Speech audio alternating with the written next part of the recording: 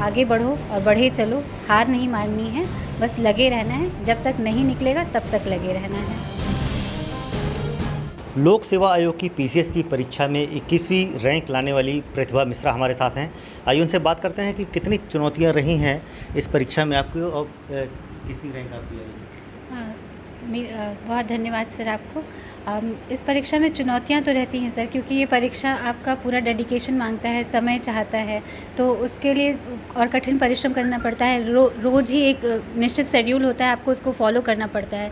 तो वो मोटिवेशन रोज़ बना रहे आपका 7-8 घंटे पढ़ने का, वो मोटिवेशन बनाना वो एक बहुत बड़ी बात होती है। लेकिन जब आपके अंदर एक सपना है लोगों जन सेवा करने का, लोगों के बीच पहुँचने का, तो वो मोटिवेशन काफ़ी होता है अपना जो है डेली 8 घंटे आपको कुर्सी पे बिठाए रखने के लिए। तो बस उसी मोटिवेशन के साथ मैं काम करती रही और फाइनली आज मेरा डिप्टी कलेक्टर की पोस्ट पे चयन हो गया है।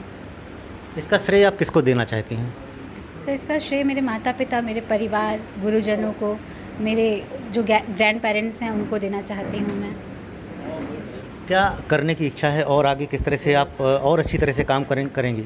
जी सर, काम तो बहुत हो रहा है सर, लेकिन मैंने यही देखा है अभी तक, जितना मैंने देखा है और जाना है वो यही देखा है कि सरकार जो स्कीम चलाती है लोगों को उसकी जानकारी नहीं होती है और एक वर्ग कहीं ना कहीं छूट जाता है। तो वो जो अंत्योदय वर्ग है हमारा, मैं उसके लिए काम करना चाहती हूँ। जो हमारे वल्नरेबल सेक्शन है, दलित पिछड़ा वर्ग है, उनके लिए काम करना चाहती हूँ।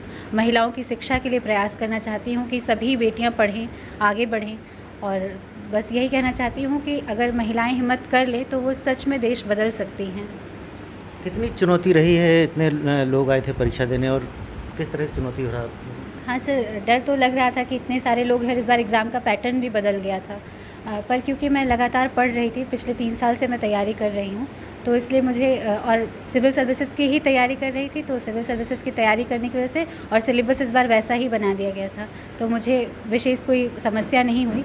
और मेरा माध्यम इंग्लिश था और मैंने इंग्लिश में ही परीक्षा दी थी बॉटनी विषय से के साथ। और बॉटनी विषय क्योंकि मैं यूनिवर्सिटी ऑफ इलाहाबाद में मैंने बॉटनी में एमएससी किया था, तो उस विषय को तैयार करने में भी मुझे कोई समस्या नहीं हुई।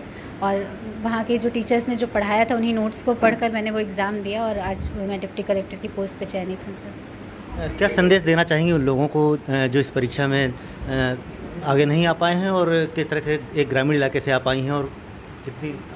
सर, मैं सब लोगों को यही, जो सफल नहीं हुए हैं उनको ये संदेश देना चाहती हूँ कि असफलता एक चुनौती है, इसे स्वीकार करो, क्या कमी रह गई उसे सुधार करो और फिर आगे बढ़ो और बढ़े चलो, हार नहीं माननी है, बस लगे रहना है, जब तक नहीं निकलेगा तब तक लगे रहना है। आपको आज तक और यूपी तक की टीम से बहुत बहुत बधाई। हमारे साथ प्रतिभा के पिताजी हैं, उनसे बात करते हैं कि किस तरह से आपने मेहनत की थी और कितनी खुशी है?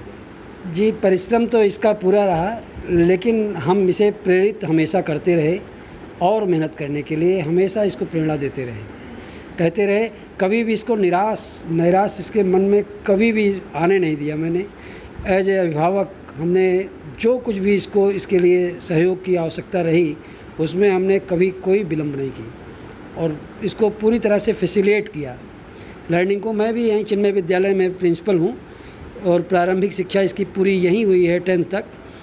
तो मैंने इसको शुरू से ही देखा कि ये क्लास में अव्वल आती रही हमेशा, फिर इंटर में टॉप किया, बीएससी में, फिर एमएससी में गोल्ड मेडलिस्ट हुई।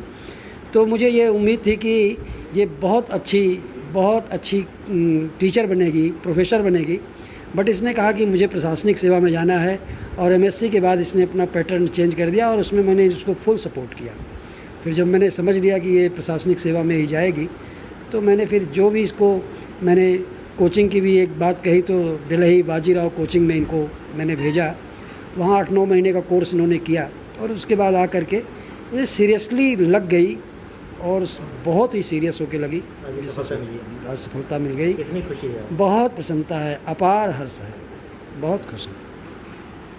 ये हमारे साथ प्रतिभा और प्रतिभा के पिताजी थे। इनका प्रतिभा का कहना है कि कभी भी हार नहीं माननी चाहिए और लगातार मेहनत करते रहना चाहिए। पंकज श्रीवास्तव, प्रयागराज, यूपी तक।